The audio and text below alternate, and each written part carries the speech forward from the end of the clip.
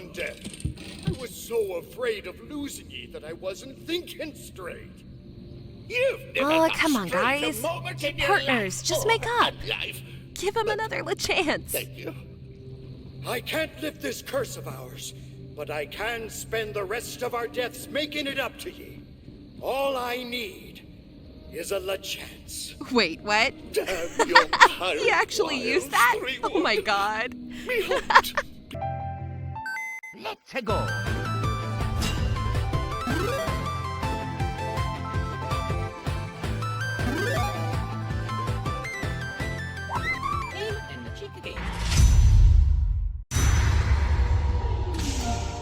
Hello once again, my chickadees. Game & Chick is back once again with another review. This time as an official part of the 2K Next Makers program. Super awesome. Before we get started, I'd like to give a big thank you to the kind folks over at 2K for providing me with a review copy to make this review possible. Thank you very much. So now with that having been said, let's go!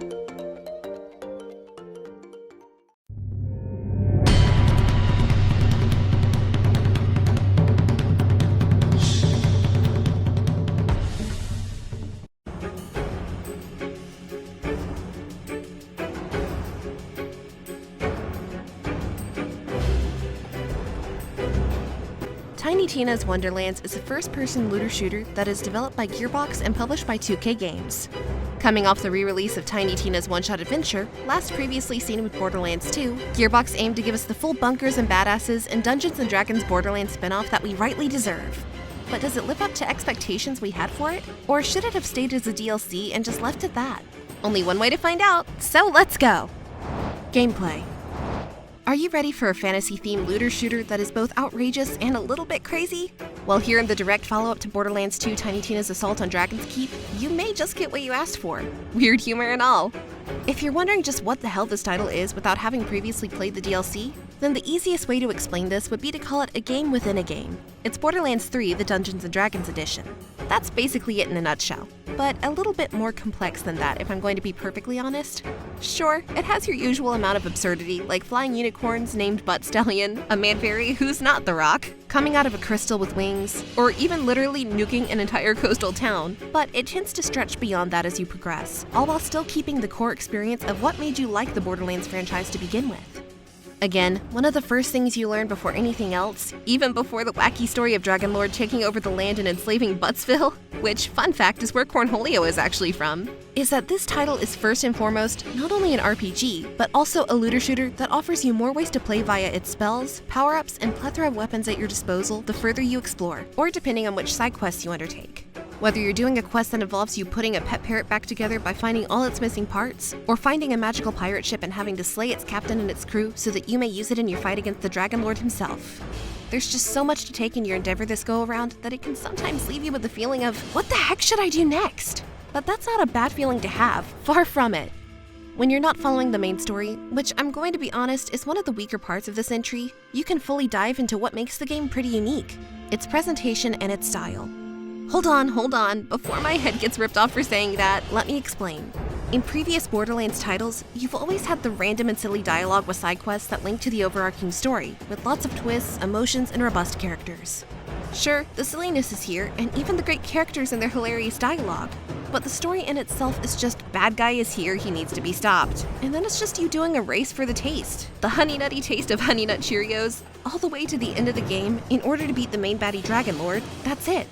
It's still really funny, don't get it twisted. Between Dragonlord bouncing in and out of dialogue talking about our adventure, or watching two longtime pirate partners fight over who has the right to this gigantic ship, etc., but it leaves much to be desired overall. It's missing the extra oomph that you've come to expect. Listen, I've seen the Banshee mop the floor with high-level characters. Between you and me, we had a thing, but then she left me the maelstrom of endless insanity, which, good for her, guy's a hunk. But harping on the story aside, when actually playing through the game, you will notice that your missions don't just go from one chapter to another just by the typical transition scenes as per usual with the first-person shooter genre. Nope. Instead, it lives up to its true board game origins by having the player tread across an actual board game overworld map in a top-down perspective, with you as a character having a big old head like you used to see in Big Head mode back on the Nintendo 64 games. Using this board game, you can choose to take on the main path objectives, or instead, wander off to other areas to find side quests or dark crypts to uncover in order to gain more powerful gear, higher experience points, or just level your character's abilities further if you choose to. This is actually really creative, because as you run over grassy areas, it sort of acts like Pokemon, in the sense that it triggers random battles that can occur versus an enemy should they engage in an encounter. Once entering an enemy encounter, you're transported into an arena map, and your ultimate goal is to slay each wave of baddies and then just collecting your loot. Simple but effective, at least for now. This can be used as a good way to further level your character, or as a way to find decent gear, or even for finding lower level gear and selling it for profit in order to be able to afford way better stuff located in the vending machines during missions. Basically, you can become a scalper like on eBay. While you're venturing your booty through the tabletop board, you will encounter side quests that will involve you collecting pieces of a shrine to unlock extra goodies, but after completing it, you find that the guy has just been randomly murdered with a gigantic tack. Like, what the hell? Then run into a giant cheetah blocking your path, and Tina, not wanting to admit that she's the one who dropped it on the game board, insists you find a key to unlock the pathway. And then after fulfilling her request, you can hear her eating it, which is pretty funny. You can then travel through dark crypts, mysterious mines, beautiful countrysides, fight in spooky graveyards, get knighted by the prestigious and all-around Queen Goddess herself, Butt Stallion, who literally gets decapitated. Oh my god, no! Followed by proceeding to catapult yourself to new areas, use alchemy quest items to break away vines so you can access a new area, gaze at the beautiful Bright Hoof Castle in all its magnificence and glory, stare off into the vast ocean like you're back on Kilika Port in Final Fantasy X, when Zen attacks and destroys the poor coastal village, which kind of happens here. Only this time, we literally set off nukes, which nearly takes out the city of Bright Hoof. No joke.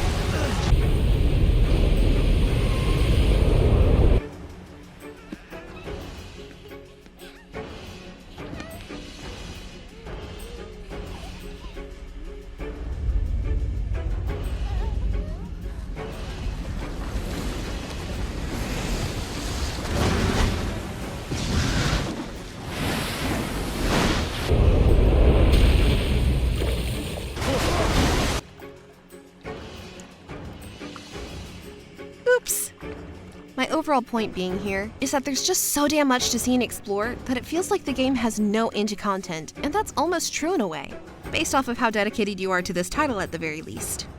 Back on gameplay overall, aside from the board game mechanic and different areas to discover for side quests, what is the overall gameplay like? Does it feel different from the mainline entries? Not really. Sure, it has a different setting, and the world is different, yes, but overall gameplay stays true to what you typically find in a mainline entry of this series, from really fast-paced gunplay, with you leveling a class, using your attribute points to level specific skills for each class, which when leveled up enough, allows you to dual-wield 2 jobs at once, loot dungeons after completing set objectives to get newer gear and stronger weapons in order to raise your item level so that you can be strong enough to take on bigger bosses, or even crazier challenges. It's a case of, if it ain't broke, don't fix it at the end of the day, which can be taken as a positive or a negative depending on how tired you are of the Borderlands formula. Enemy types also tend to stay the same, such as Cyclops and his entry being comparable to the enemies from Borderlands 2 known as Goliath. Cyclops in this title literally have the same AI and moveset as Goliath, nearly 100%, and it isn't the only one to do this either. While boss fights in this title are really fun and can get your heart racing due to the amount of running and thinking you'll have to do, which is my personal highlight of the title, duh, the overall smaller enemies that pop up throughout are reskinned versions of baddies you've already encountered in past Borderlands games. Different name, but same exact playstyle, and that's just a tad bit disheartening. But hey, at least there's a giant river of orange soda on the main tabletop map, so that's a win, right? At least it would be for Kel from Keenan and Kel. He loves orange soda. Is it true? Oh yes, oh yes, oh yes, it's true. Ooh. I do. Ooh. Sounds decent, right? Oh, it is for sure. Gunplay and testing all your abilities out on baddies through each of the main mission's large hub areas is actually a blast, even when getting bamboozled by a large chest mimic like in Dark Souls. That makes you scream when it surprises you. It's actually really funny. I mean, I was calm, of course, but you'll scream, I bet. But awesome coral underwater areas and butt unicorns aside, much like the enemy variety, the game isn't without its overall issues. For example, side missions on the world map or even random encounters can feel like a bit of a chore due to the small claustrophobic arena you're put in. Once you're put in an arena, you're given the task to fill up a kill meter, earn loot, and use a portal to move on to the next area. Yep, that's literally it. It's basically a small horde mode that even rears its head at the in-game content as well. You want to do this super cool quest that has a lot of meaning and world implications for your actions by every decision you make? Nah, it's cool. Do this repetitive horde mode a couple dozen times instead. I know, I'm complaining quite a bit, but it's more so in critique to the lack of creativity of the small arenas and recycled enemies, not the gameplay itself. Because like I said, this game's utilization of guns, abilities, and spells and combining them all together is absolutely superb and quite addicting, so you might not even find my gripes tedious to begin with. It's definitely not as bad as the mundane nature of Tiny Tina's one-shot adventure DLC that drags on, I'll say that much. Plus, this title has Moby Dick Shark, so it can't be all that bad, right? Overall, at the end of the day, with your 20-hour-long playthrough of Wonderlands, you do come out of it having a great time, especially with the goofy and wacky nature of Tina and her crew. But as I stated before, it's not without its issues. With story not feeling as robust as it should, with no real twists and turns that move it forward in a way other than, oh my god, main baddie, get him! Horde mode side quests and missions feeling a tad bit tedious, like it's a game of timeout due to having to kill a set amount of enemies before being able to leave, enemy reskins of both their look and the way the AI acts with the way they animate and move, they all give you a case of Debbie Downer. However, with the actual solid gameplay that has you mowing down enemies with stronger weapons and powers, absurd humor from the main cast, and even the villain himself inserting his quips into the story for some good laughs, larger hub areas that are awesome to explore and discover, creative tabletop map that allows you to find your way around in almost puzzle-like fashion, in-game activity of Chaos Chamber, which puts you in combat encounters that become roguelike, myth ranks that gives precedence to you to super overlevel your character to unlock unique buffs that allow you to fully customize yourself even more for in-game content, solo or with friends, and a feeling of overall satisfaction at getting stronger and overcoming a difficult boss. All those, at the end of the day, do truly outweigh the negatives overall. To me, while Borderlands 1 and 2 may be the better titles, I feel this game has surpassed my enjoyment I had with Borderlands 3. And because of that, I feel this is a title that any fan of Borderlands, new or old, should jump on for at least one go-around. I do not feel you'll be disappointed. So with all that having been said, my verdict is clear. Game-A-Chick says buy now.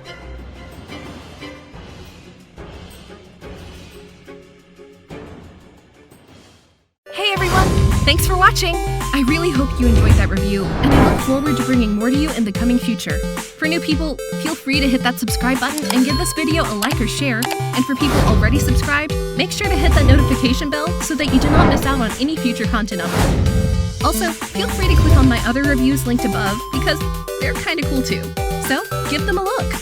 Once again, thank you so much for watching, and I'll catch all you chickadees on the next one.